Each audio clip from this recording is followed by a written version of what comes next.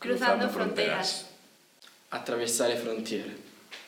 Преодолевать границы. Traverser les frontières.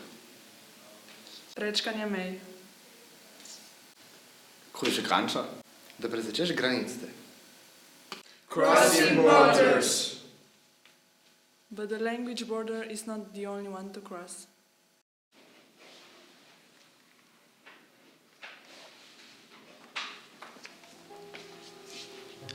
I don't communicate with my friend anymore. Because of the military conflict in my country, people were divided into two sides. Some of them want to be independent and live separately, while another want to be a part of Ukraine. If you love someone, please remember the stop rule. Stop arguing to save your relations.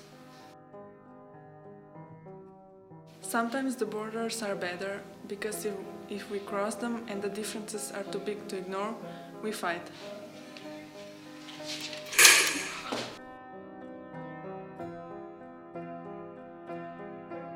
In Italy, between the 70s and the 90s, there was a civil conflict between the state and the Red Brigades, a communist terroristic organization.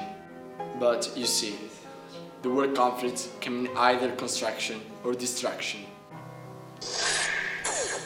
Let's cut this mental border. People tend to be afraid of the unknown. Once, the entire eastern part of Europe was unknown to the Danes. It was an us and them feeling. Now, people tend to be aggressive and afraid of a new stance that's just said, New Dane. Today, people are creating another us and them feeling. A feeling where the foreigners are them and we are us. I dream of a world where it's an us feeling and not an us and them. I will be free, but how I can make it without money?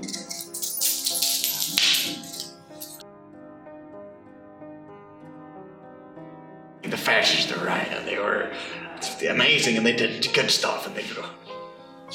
How can we learn history if we are being taught wrong?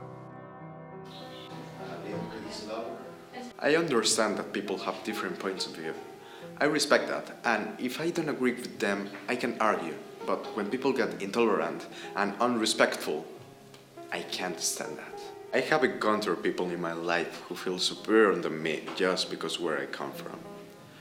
My border is a fear to deal with these people, so I just leave it here.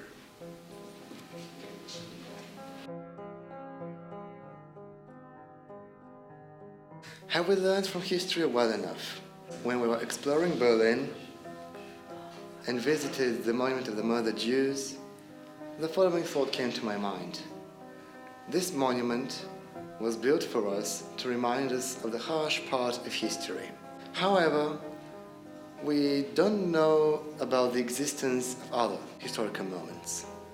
Such example is Kaymakchalan, the peak of the peaks.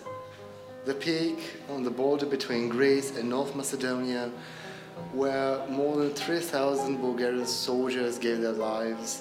They fought for us to be born, to live a life which they have never been imagining to live. I'm experiencing a border between me, who knows history, and the mass of society who tends to be unaware of such things, between an opinion, unique opinion, and the generally accepted opinion. I crossed the border.